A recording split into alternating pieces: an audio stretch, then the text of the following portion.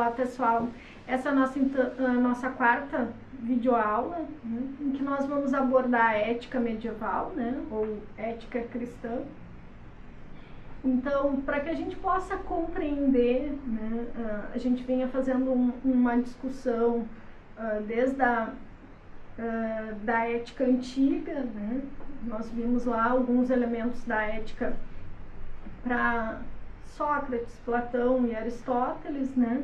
Depois a gente falou um pouco da ética epicurista e estoica, né? A helenística, né? Na nossa videoaula anterior. E essa nova perspectiva, vamos dizer assim, na ética que vem com o medievo, né? Ela tem vamos dizer assim, algumas características que já vinham sendo trabalhadas, né, por nós na disciplina, enfim, e até pelos próprios filósofos anteriormente. Por exemplo, a ética medieval, né, a ética cristã, ela também é uma ética teleológica, ou seja, que visa um telos, né? E assim como, por exemplo, para Aristóteles, né, esse telos era a felicidade, né? Para a ética cristã, para a ética medieval, também o telos, aqui, né, a finalidade da vida é a felicidade, né? Não mais eudaimonia, como para Aristóteles, né, mas beatitude, a gente vai ver por quê. Essa mudança, né, conceitual, não é uma simples mudança no termo, né, mas envolve uma mudança conceitual, aliás, o que é bastante comum dentro da filosofia, né, às vezes a mudança, a troca de uma palavra por outra, né, é uma troca conceitual e não somente, né, para a gente ter uma palavra diferente para nomear a mesma coisa, né. Então, esse é um ponto em comum com as éticas anteriores que a gente via, né?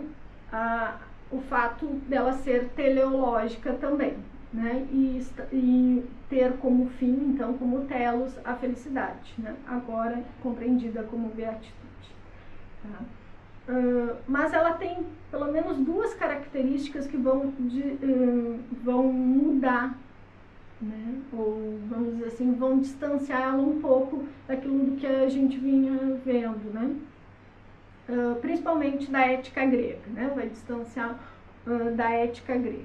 Um ponto é o abandono da visão mundana, né? O que isso significa? Bom, o fim último dessa vida, então, né, esse telos que é perseguido, né, ele não está mais nesse mundo, né?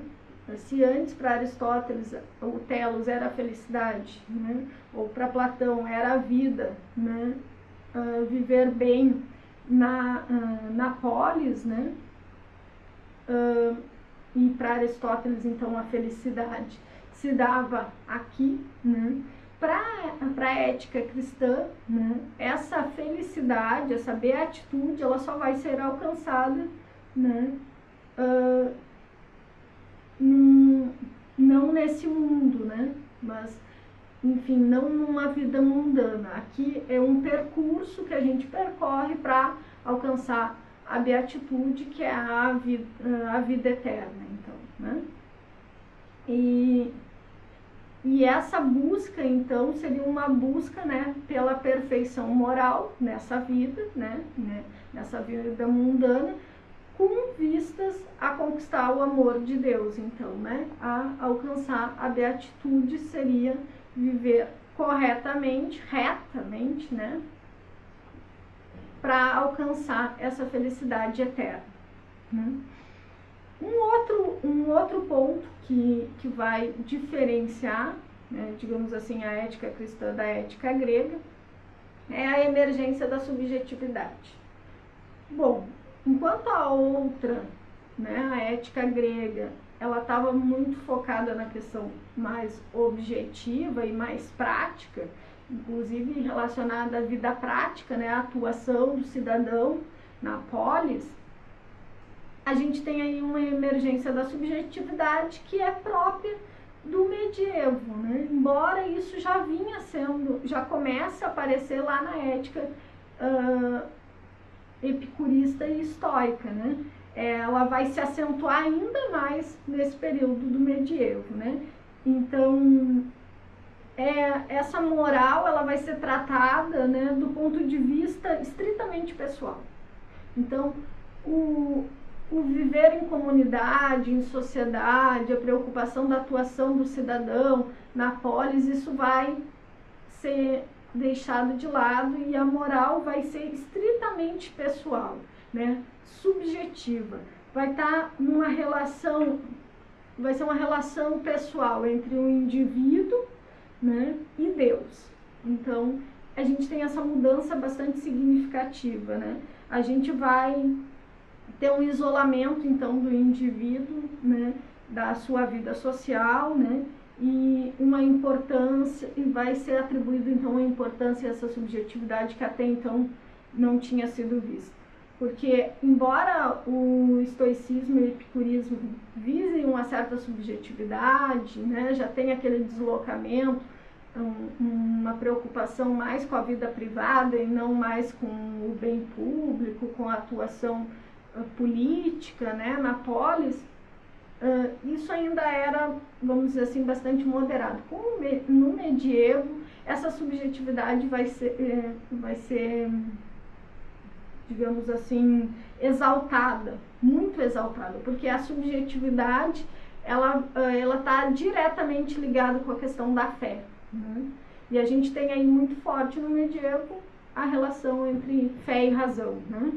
Então, é no período do medievo que a gente tem, né, toda essa influência do cristianismo, e por isso, né, a ética nesse período é considerada uma ética cristã, porque a gente vai ter muita influência de Platão e Aristóteles, como vocês sabem, né? Platão, talvez uma maior influência de Platão na filosofia de Agostinho e, portanto, na ética agostiniana, e uma maior influência de Aristóteles, né, na ética de Tomás de Aquino, mas o que não significa que não tenha influência também de Platão em Tomás de Aquino, porque quando Platão, né, acaba influenciando Agostinho, né, Santo Agostinho, vai, digamos assim, indiretamente influenciar também a filosofia e a ética de Tomás de Aquino, porque Tomás de Aquino vai até certo ponto seguir Santo Agostinho também, né? Porque ele vai ser considerado uma autoridade da igreja. Então, os livros sagrados, Santo Agostinho, né, e Aristóteles são, vamos dizer assim, as influências no pensamento do Akinati, né? E por conta disso também na sua ética, tá? Mas essa influência do Platão e do Agostinho vai ser um tanto menor, até porque Tomás de Aquino vai ter todo um desenvolvimento bastante diferente, vamos dizer assim, né? Não distante, mas diferente, embora com muitos pontos em comum de Agostinho. Vocês provavelmente viram ou estão vendo em filosofia medieval, né? Então, os medievais, né, esses filósofos do medievo, eles herdam alguns elementos da tradição grega e vão reconfigurar esses elementos, né, a partir da perspectiva cristã. Ou seja, eles têm aí uma preocupação, né, de usar a razão, a filosofia, a serviço da teologia, né, da fé. Claro que nesse período a gente não tem essa distinção, né, que hoje a gente faz, por exemplo, da teologia, da filosofia, da pedagogia, das áreas, né? A gente, ainda no medievo, isso está tudo, vamos dizer assim, misturado, não tem essa separação, né? Mas vai se ter uma perspectiva, principalmente com Agostinho e Tomás de Aquino, né, de se utilizar a razão a serviço da fé. Então era essa a preocupação lá no período do medievo. Claro que a gente tem aí não só Agostinho e Tomás de Aquino, né, como expoentes para a ética, né? A gente poderia trazer outros, obviamente que não dá tempo de ver todos, como vocês sabem, né, mas um outro nome bastante importante é Santo Anselmo, né, Anselmo de Cantuária ou de Aosta, que também vai ter uma contribuição bastante significativa na ética, né? Então, mas vejam, esse período, né, ele também tem essa visão teleológica, então, né, a busca por um telos, que é a felicidade, mas não mais a felicidade enquanto eudaimonia, como em Aristóteles, mas enquanto beatitude, né, o que seria essa beatitude, né? Talvez vocês estejam se perguntando por que a mudança, né? Bom, a beatitude seria a plenitude, né? Seria uma felicidade com Deus, né? Essa plenitude, essa felicidade, ela só seria alcançada com Deus, né? Então, a gente vai ter aí como realização humana, então, o bem, né, perseguido seria, digamos assim, essa beatitude, que seria essa felicidade eterna com Deus, né? E ela só, então, a beatitude, né, ela só viria de Deus. Então, né, a gente teria que percorrer um caminho reto, agindo, né, e nesse período a gente vai ter muito forte a questão das virtudes, né, de seguir as virtudes, mas também, né, o reto agir e muito o que não fazer, que são os pecados capitais, né? A gente vai ter muito forte isso, né? Então, a gente vai ter, né, tanto importante, muito mais na filosofia de Agostinho, por exemplo, que é o sumo bem, né, a ideia de sumo bem, que Agostinho vai trazer como algo bastante importante, o sumo bem, né, teria algumas características, né, vocês podem verificar na parte da nossa apostila em que é abordada a ética cristã, né, vocês vão ver lá na página 76 tem as características, né, do sumo bem para Agostinho, né, ou seja, que deve existir sempre, né, deve ser acessível sempre em todas as situações, né, deve tornar plenamente feliz aquele que o possui, né, deve ser suficiente, deve ser constante e deve ser não apenas eterno, mas também imutável, né? Então, esses seriam, né, os 6, vamos dizer assim, as 6 características, né, do sumo bem, e como vocês podem perceber, né, bom, deve existir sempre, então deve ser eterno, né?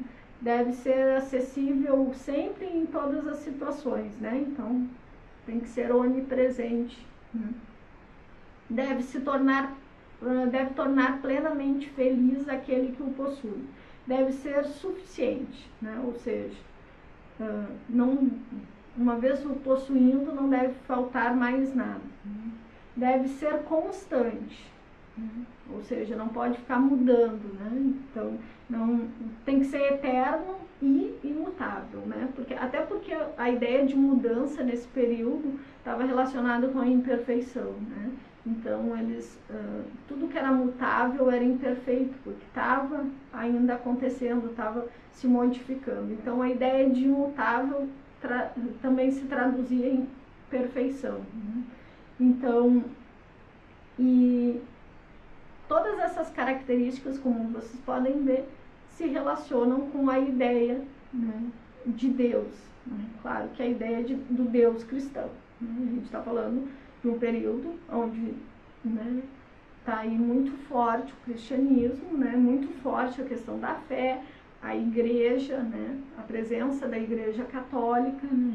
Então a gente tem aí, vamos dizer assim, o seu apogeu, né?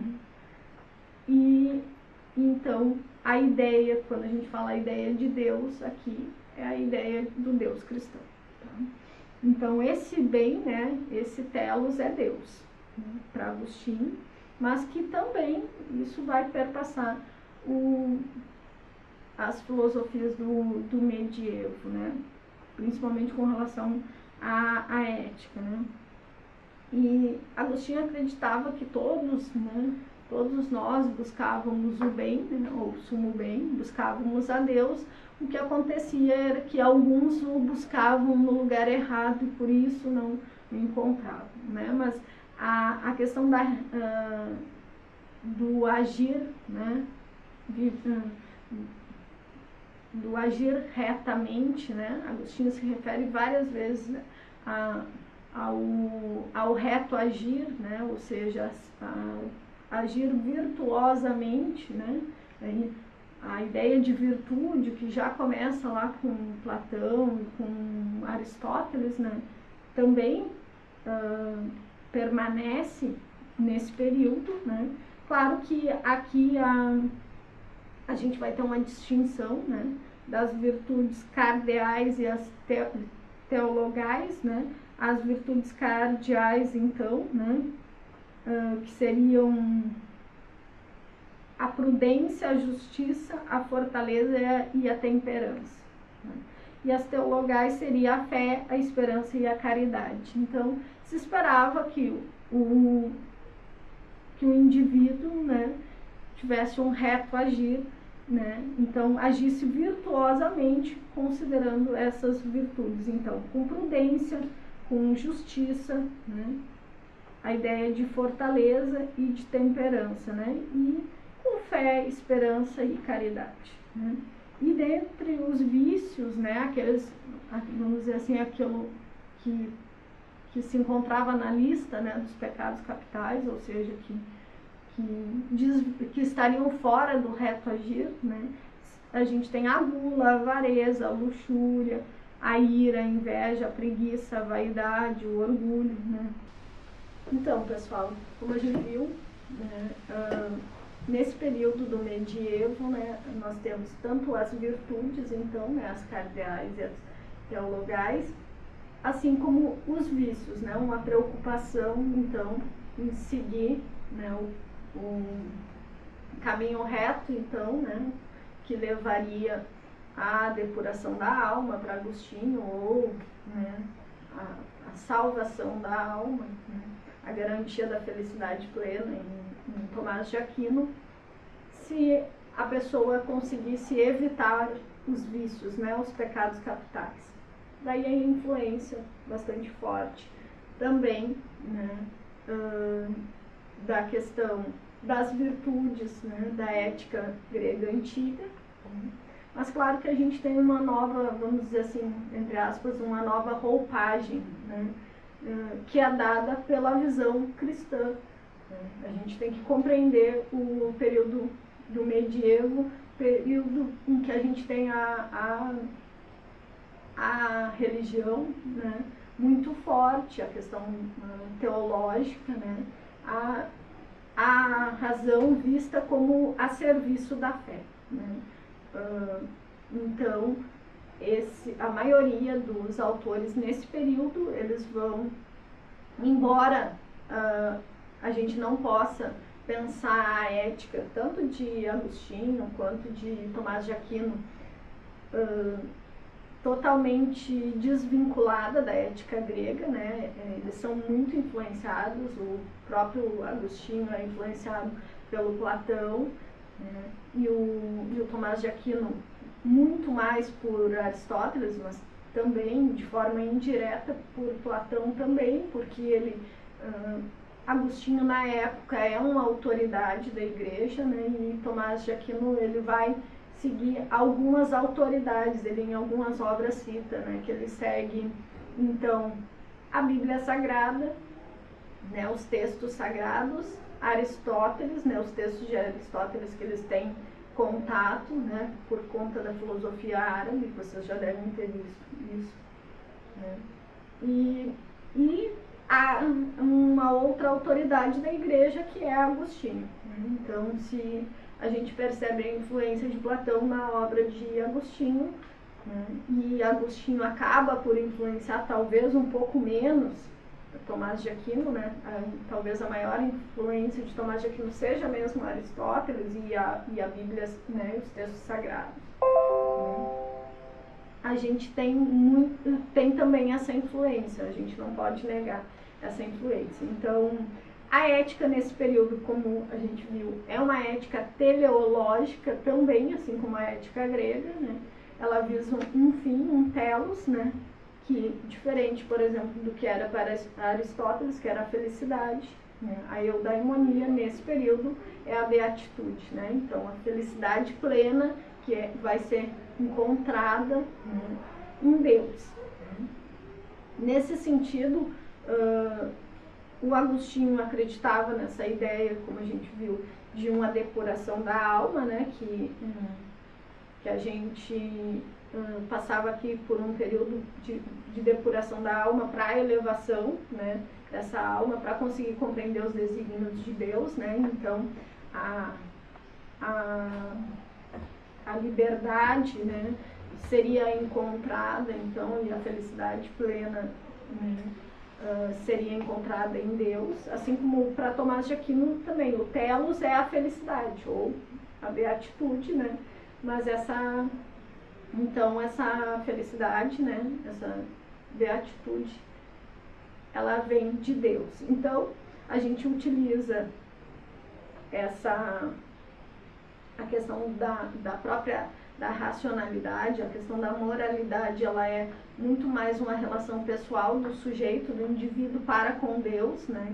Então eu tenho que ser moralmente correto, eu tenho que seguir o caminho reto, eu tenho que evitar os vícios, né? E agir virtuosamente por conta de que eu preciso salvar minha alma.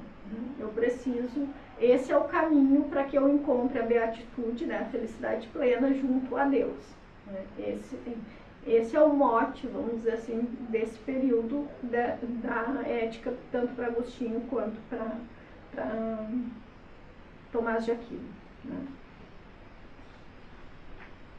Então, vocês podem acompanhar na apostila, né, de elementos de ética, elaborado pelo professor Carlos Ferraz, né, aí uma abordagem, né, um pouco mais detalhada da filosofia de Agostinho, né, da ética para Agostinho e da ética para Tomás de Aquino. O principal, eu acho que a gente tem que compreender é que sim, o cristianismo vai exercer uma influência bastante grande na obra desses autores, né, e eles no próprio cristianismo, enfim, né, por conta disso, inclusive, eles vão se tornar santos da Igreja Católica, né, que o processo de santificação, né, era, no caso, tanto de Agostinho quanto de Tomás de Aquino, foi por aclamação, né, foi a pedido do povo, então é um pouco diferente, a gente não tem... Tem duas formas, né, para a Igreja Católica para a questão da santificação, né? Uma é por aclamação, pelo clamor do povo, outro é a identificação de três milagres, e tem todo um processo, um rito, né, para que seja concedido a santificação. No caso de Agostinho e Tomás de Aquino, não é esse processo. O processo foi por aclamação, por reconhecimento da contribuição deles para o cristianismo, né, para a doutrina cristã. Então, eles foram, por conta disso, considerados santos, né? Mas essa influência, obviamente, que a gente não pode separar, né, das suas filosofias e até das suas concepções éticas, da própria ética deles. Mas a gente também não pode defini-las somente como éticas cristãs, né, teológicas, né? Elas são mais do que isso, porque também são cristãs, também, né, têm uma influência teológica, também seguem os livros sagrados, mas também tem a influência da ética grega de Platão e Aristóteles muito forte, né?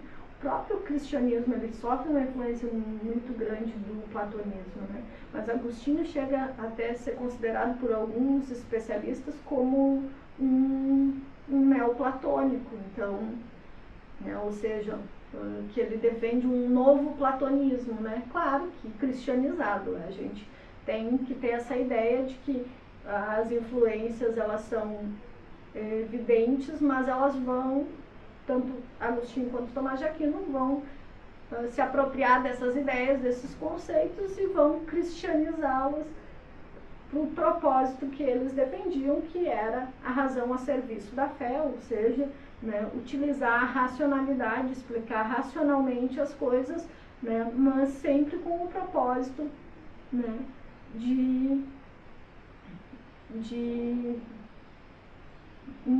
de sensibilizar, vamos dizer assim, para a fé cristã e tudo mais, né? De converter ou de aproximar os indivíduos dessa fé, né? Para fim de salvar a alma, né? O objetivo era a felicidade plena, a beatitude junto a Deus. Tá? Então, dentro desse contexto, a gente tem algumas obras que tanto Tomás de Aquino quanto Agostinho escreveram e que são bastante significativas, né? Vocês já devem ver isso em filosofia medieval, né? Mas, para além disso, então, a gente acaba dentro da disciplina tendo que fazer algumas seleções, né? Então, a gente vai tratar do livro 7 das Confissões de Agostinho.